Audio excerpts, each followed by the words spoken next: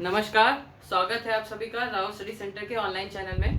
तो ये ज्योग्राफी का अगला लेक्चर है। पिछले लेक्चर में हमने सी फ्लोर स्प्रेडिंग थ्योरी देखा था, सागर नितल प्रसरण सिद्धांत। अब आगे बढ़ते हैं और आज हम लोग पढ़ेंगे प्लेट टेक्टोनिक्स। प्लेट टेक्टोनिक्स जिसको बोलते हैं प्लेट विवर्तनिकी सिद्धांत। तो ये प्लेट विवर्तनिकी सिद्धांत, प्लेट टेक्टोनिक्स क्या होता है? देखिए, ये ज्योग्राफी का काफी मोस्ट इंपॉर्टेंट टॉपिक है क्योंकि इससे आपको काफी जानकारी और काफी चीजें पता चलती है। ठीक है, तो प्लेट टेक्टोनिक्स यानी प्लेट विवर्तनिकी पढ़ते हैं। तो देखिए, सबसे पहले इसको समझने के लिए हमें ये जानना पड़ेगा कि हमारा जो विश्व है वो कई सारे प्लेट्स में डिवाइडेड है। इसका मतलब कि जो देश है वो एक प्लेट के ऊपर है। ठीक है, और ये प्लेट आपस में एक दूसरे से एकदम जुड़े हुए नहीं है, इनके बीच में दरारें हैं। ठीक है, इनके बीच में दरारें हैं। तो टोटल जो है मेजर जो है, there are 7 major tectonic plates. कुल 7 मेजर प्लेट बोली जाती हैं, जिसमें से पहली प्लेट होती है आपकी, पहली प्लेट अगर बोला जाए तो अफ्रीकन प्लेट होती है। अफ्रीकन प्लेट, इधर मैं नाम लिखता जा रहा हूं। सबसे पहली major plate, 7 major plates. Total कितनी होती है? 7 major tectonic plates. 7 major tectonic plates, जिसमें से सबसे पहली है आपकी अफ्रीकन प्लेट मतलब अफ्रीका का जो महाद्वीप है वो अफ्रीकन प्लेट के ऊपर है। ठीक है। सेकंड है हमारी अंटार्कटिक प्लेट। कौन सी है? Second Antarctic plate. अंटार्कटिक यानी जो हमारा अंटार्कटिक क्षेत्र है, ये कौन सा है? ये दूसरी प्लेट है। ये दूसरी प्लेट के ऊपर है अंटार्कटिक प्लेट। ठीक है। तीसरा हम देखते हैं हमारा नॉर्थ अमेरिकन प्लेट। ये तीसरा नॉर्थ अमेरिकन प्लेट है। नॉर्थ अमेरिकन प्लेट यानी ये तीसरी मेजर टेक्टोनिक प्लेट है। कौन सी? North American.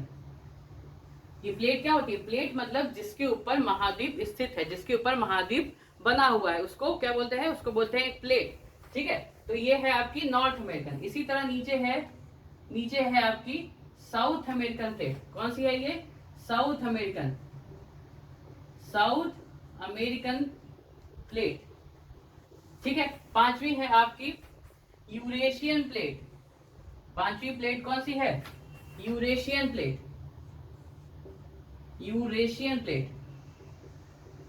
ठीक है, यूरेशियन प्लेट।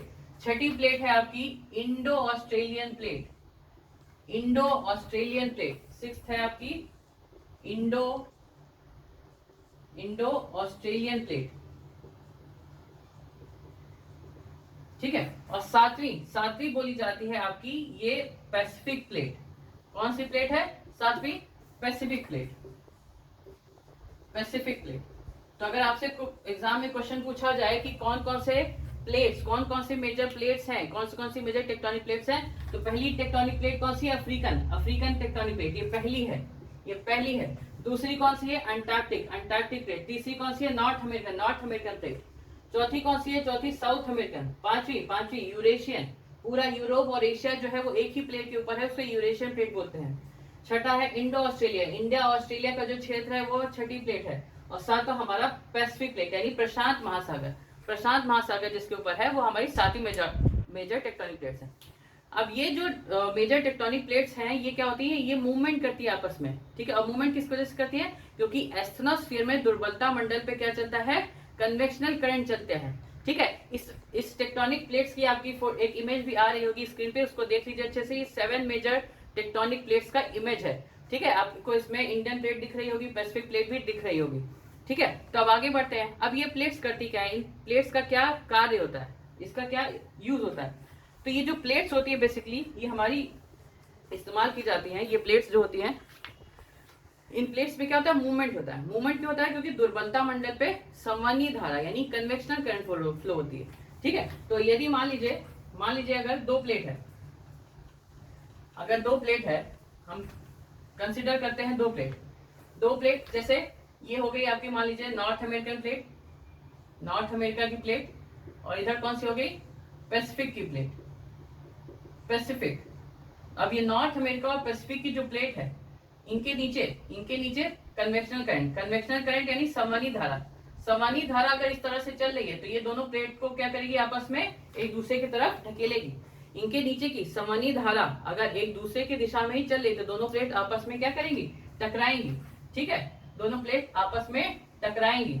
ठीक है, तो ये जब प्लेट आपस में टकराती है तो इससे क्या होता है, इससे भी बहुत सारी प्रक्रियाएं होती है, जैसे ज्वालामुखी उत्सर्जन होना, वॉल्केनिक इरप्शन होना, इसके अलावा भूकंप आना, अर्थक्वेक आना। ये सारी प्रक्रिया इस टेक्टोनिक मूवमेंट से होती है। जो सुनामी आता है, सुनामी भी किस वजह से होता है, टेक्टोनिक मूवमेंट्स की वजह से होता है। ठीक है, तो कोई भी प्लेट है, दो प्लेट है तो इनके अंदर तीन तरह का मूवमेंट होता है, तीन तरह का टेक्टोनिक मूवमेंट्स। ठीक है, थ्री टाइप्स ऑफ मूवमेंट्स। ठीक है, सबसे पहला मूवमेंट होता है जिसको बोलते हैं हम लोग कन्वर्जेंस। क्या बोलते हैं, कन्वर्जेंस। कन्वर्जेंस मतलब, कन्वर्जेंस को हिंदी में बोला जाता है अभिसरण। और अभिसरण मतलब क्या होता है कि यदि दो प्लेट हैं और इन दो प्लेटों के नीचे की जो समनी धारा है वो एक दूसरे के दिशा में, एक दूसरे की तरफ ही एक्ट कर रही है। ठीक है, if the convectional current below the plates are acting in the same direction then these two plates will collide. ये दोनों क्या होगी, ये दोनों कोलाइड करेंगी। ठीक है, ये दोनों एक दूसरे की तरफ जाके लड़ेंगी। ठीक है, इस प्रोसेस को क्या बोलते हैं, इस प्रोसेस को बोलते हैं कन्वर्जेंस यानी अभिसरण।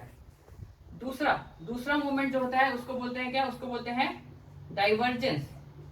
डाइवर्जेंस बोलते हैं इसे, डाइवर्जेंस यानी अपसरण की प्रक्रिया। अपसरण की प्रक्रिया क्या होती है कि अगर दो प्लेट है तो इन दोनों प्लेट के नीचे की जो कन्वेक्शनल करंट है, जो समनी धारा है, वो विपरीत दिशा में यानी ऑपोजिट डायरेक्शन में चल रही है। तो ये दोनों प्लेट एक दूसरे से क्या होंगी, एक दूसरे से दूर जाएंगी, एक दूसरे से अपोजिट डायरेक्शन में जाएंगी। ठीक है, कन्वेक्शनल का एक इमेज आपके उसमें आ रहा होगा, उसको देख लीजिए। कन्वेक्शनल इसको कन्वर्जेंस का, अभिसरण की इमेज आपके स्क्रीन पर आ रही होगी, उसको देख लीजिए जैसे किस तरह से कन्वर्जेंस होता है। और डाइवर्जेंस की भी इमेज आ रही होगी, किस तरह से डाइवर्जेंस होता है, इसको भी आप अच्छे से देख लीजिए। ठीक है, अब आगे बढ़ते हैं। तीसरा मूवमेंट जो होता है इनके बीच में उसको बोलते हैं क्या, उसको बोलते हैं ट्रांसफॉर्मेशन। ठीक है, जिसे हिंदी में बोला जाता है, हम कह सकते हैं रूपांतरण।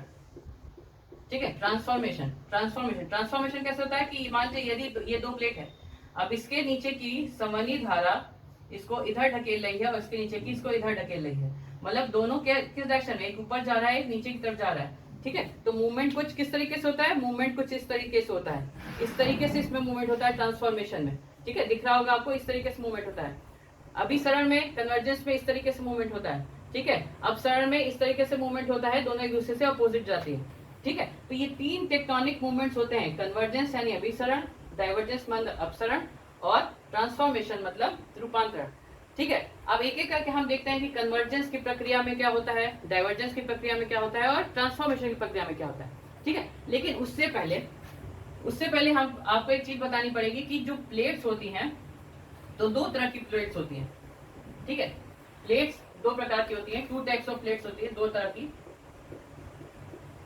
Two types of plates. एक होती है आपकी कॉन्टिनेंटल प्लेट। कौन सी प्लेट होती है, कॉन्टिनेंटल, जिसको बोलते हैं महाद्वीपीय प्लेट। और दूसरी होती है ओशियानिक यानी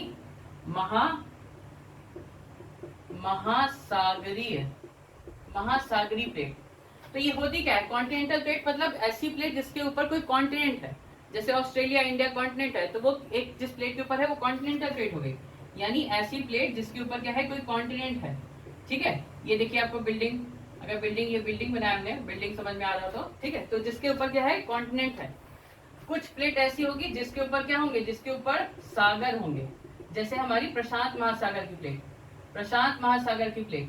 ठीक है, जिसके ऊपर क्या है, प्रशांत महासागर के ऊपर क्या है, जल है। कॉन्टिनेंटल प्लेट के ऊपर क्या है, इसके ऊपर शहर होता है, इसके ऊपर सिटी होती है और देश होता है।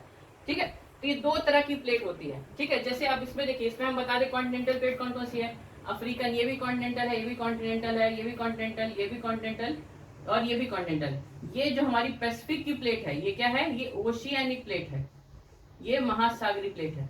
ठीक है, तो ये दोनों प्लेट आपस में टकराएंगी तो क्या होगा, इनके ये अपोजिट में जाएंगी तो क्या होगा, इसके जाने से पहले देखते हैं कि इन दोनों में डिफरेंस क्या होता है। जो महाद्वीपीय और महासागरीय प्लेट होती है इनमें अंतर क्या होता है, ठीक है। तो इनमें कुछ अंतर होता है, जैसे कि देखिए, जैसे सी फ्लोर स्प्रेडिंग थ्योरी, देखिए जो हमने पिछला लेक्चर देखा था सी फ्लोर स्प्रेडिंग थ्योरी, अब वो हमें आ भी काम आएगा, ठीक है। कन्वेक्शनल करंट थ्योरी ये भी हमने देखा था, वो सब प्लेट टेक्टोनिक्स में अप्लाई हो जाता है, ठीक है। इसलिए ज्योग्राफी बड़ा अच्छा सब्जेक्ट है जिसको आपको कनेक्ट करके पढ़ना पड़ता है, ठीक है। अब ओशियानिक प्लेट, महासागरीय प्लेट और इसके बीच में डिफरेंस क्या देखते हैं। तो सबसे पहला डिफरेंस हो जाता है वेट को लेके, वजन को लेके।